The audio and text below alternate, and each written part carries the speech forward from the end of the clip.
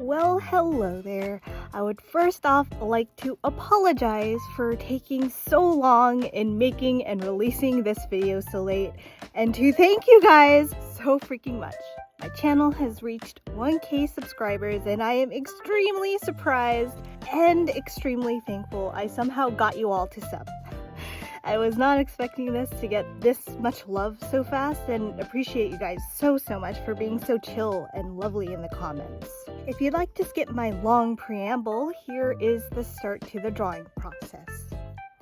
I hope you guys enjoy watching this scuffed video, as it is my first long form video, and to be patient with me as I'm not exactly the teaching type. So if I explain in a jumbled way, sorry about that. I edited so that things can be as clear as possible in the script, and I probably won't be doing this type of tutorial or process breakdown too often if I'm being honest. But maybe in the future, here and there, when I feel like sharing some cool tips or advice, or maybe even doing like a live stream so that you guys can draw along with me. We'll see. And you guys have probably heard this many times, but to reiterate, mix and match from other artists and see what suits you the best. I myself have experimented doing a variety of things in terms of process and will continue doing so. You can pluck something here, pluck something there, and consolidate the stuff you learn to really hone in on your own unique way of making art. What I'm doing is just giving you another option to add to your repertoire or brainstorming.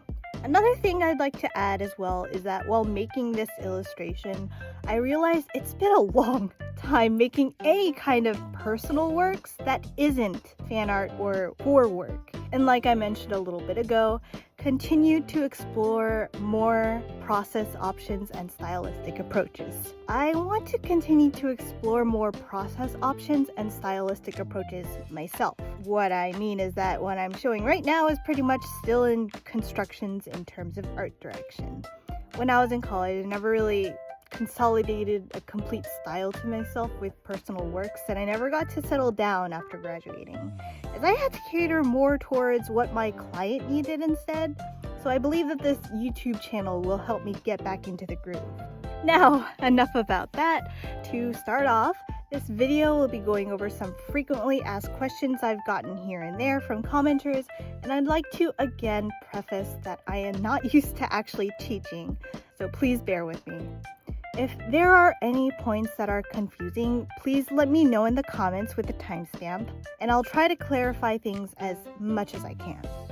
To demonstrate my process, I'll be illustrating my channel poster girl, Lucy. Mouse I've been using? Yeah, that's me.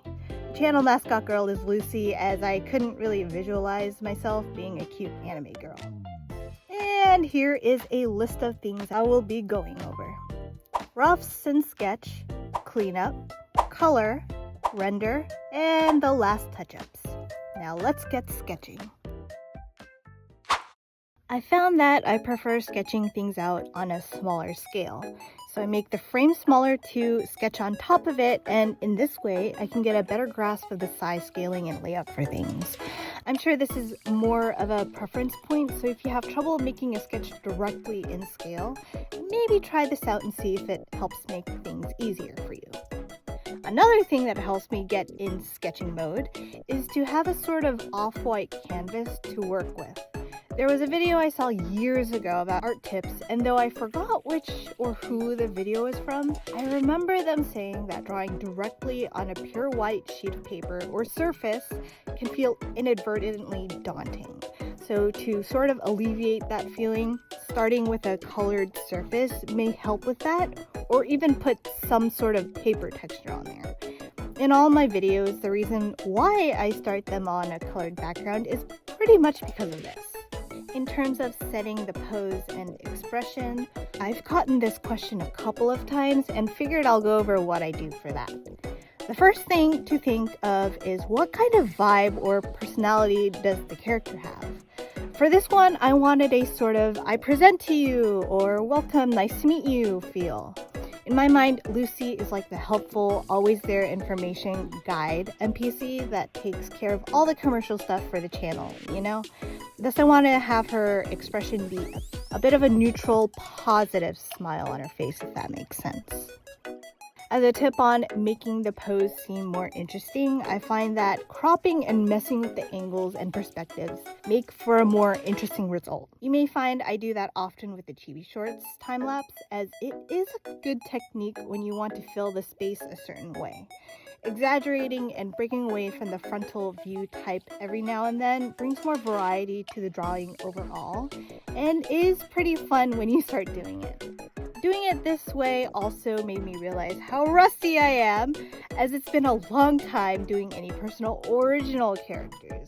I'm reminding myself again, I gotta go back and practice more basics and fundamentals. In terms of referencing, I like gathering a lot of references. Some are from Pinterest. Yes, I know it's been littered with lots of AI stuff, but there's something that turns that off, so it's filtering a lot of it out. This is in reference to the vibe and style I really like and use as inspiration. For the pose, I look up both photo references of real people and stylistic sketches to see what they look like in a more stylistic way.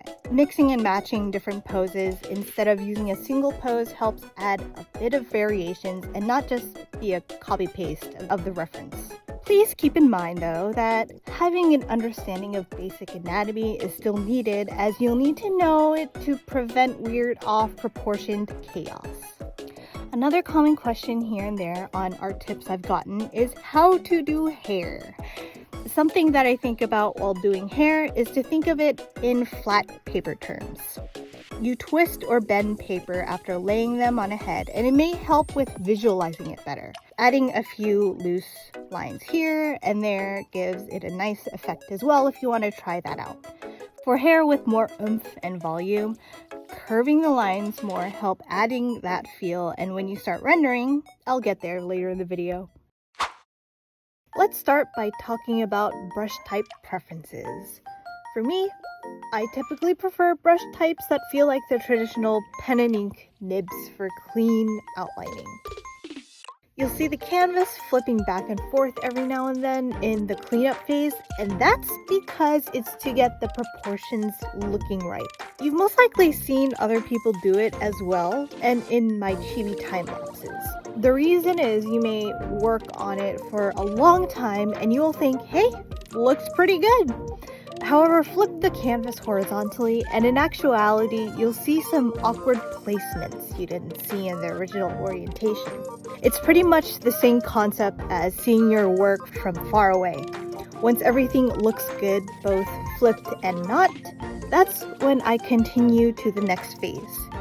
Here, the hair is left out because I felt that blocking in the silhouette would feel better to do in this case. There are separate layers for the hair block-ins. The front, middle, and back layers are separated for a clear distinction for when I start outlining it. I do think I want to try out different methods for the hair, as there was a couple of videos that looked like it'd be fun to do. For this particular illustration, I'm going with my favorite color green, or I guess greenish, and a neutral or muted palette with a color pop here and there. What I like to do sometimes is get a color palette from online somewhere, whether it's Google, Pinterest, etc., and mess with the hue and saturation levels later. Since the balance is already there, my thought process is, maybe if I change this accent color to something else or change the main base color, it can help these other colors pop to what I want. When sectioning off the colors, especially for dark colors like near black and white, I go in with the thought that it's never set in stone, because the rendering with the shadows and light will change how you perceive the color afterwards. For the black and white colors, starting with an off-white and darker gray will help make the foundations. Personally, I like using the value color mode in both Procreate and Photoshop with the sliders. It's easier to see how saturated and how bright the color you're using is. Eyeballing it can be unreliable, so having this visual and knowing exactly what color you're using is helpful in the long run. Using the neutral or muted zone will help build a foundation. What I mean by that is, looking at the slider I mentioned, when putting down colors, I try to keep the slider in the middle area for both the saturation and brightness. So later, when the shadows and lights are added, they pop out even more.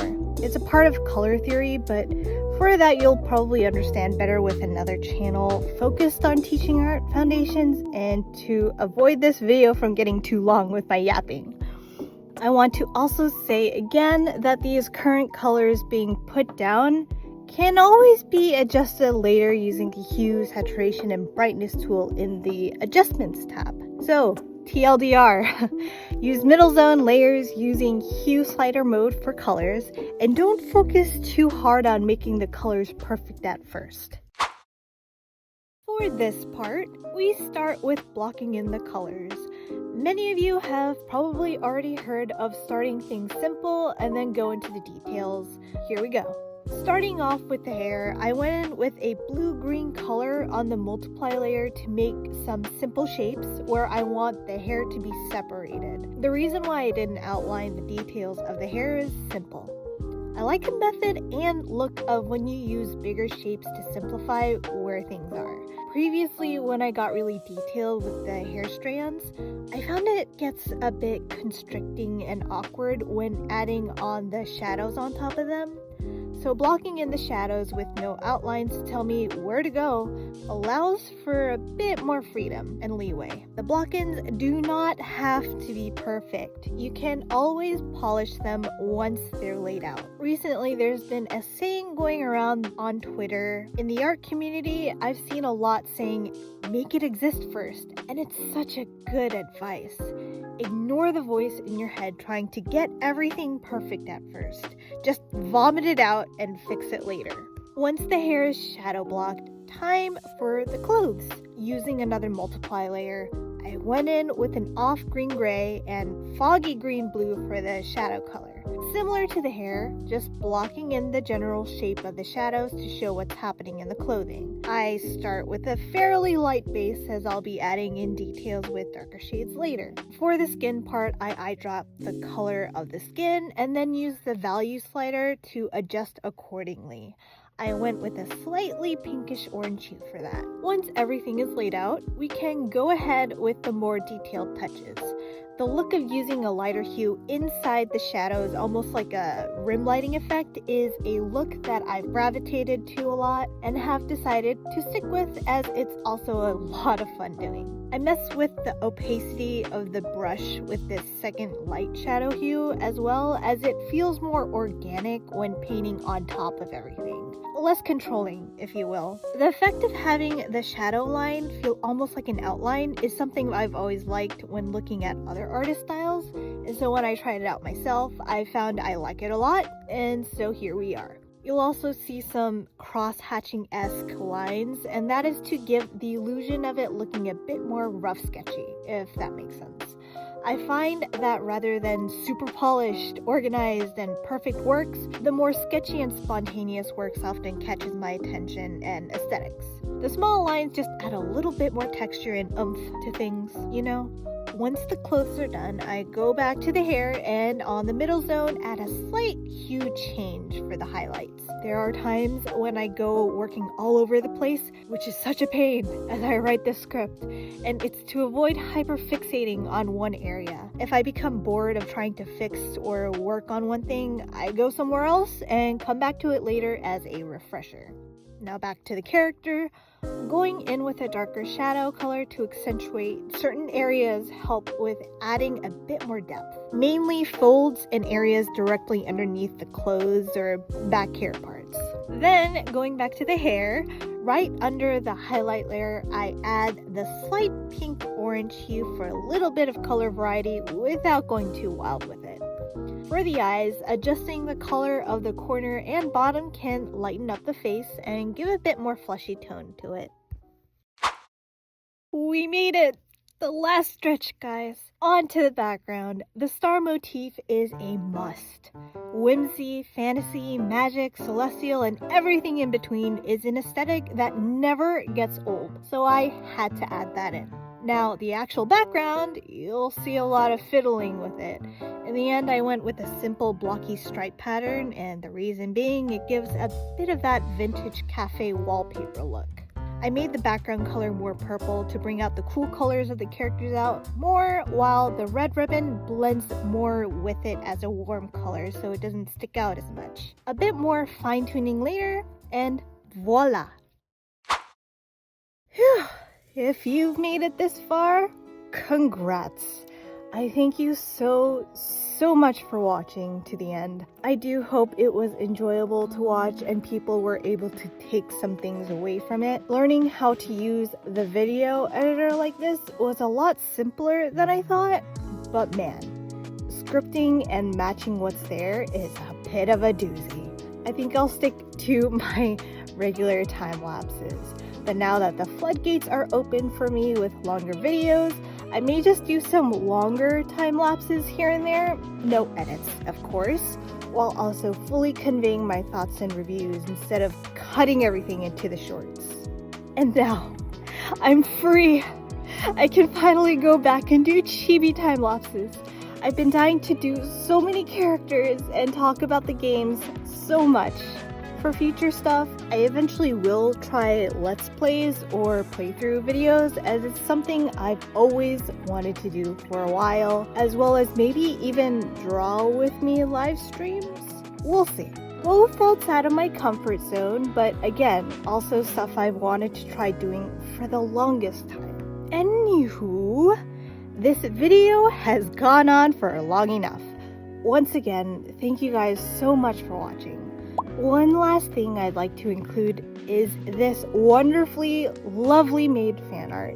I feel extremely honored and happy to see this and wish to sincerely thank you so much for tuning in, commenting, sharing, and overall being very engaging. Closing things off for real this time, and may you all have a wonderful rest of the day. Peace out.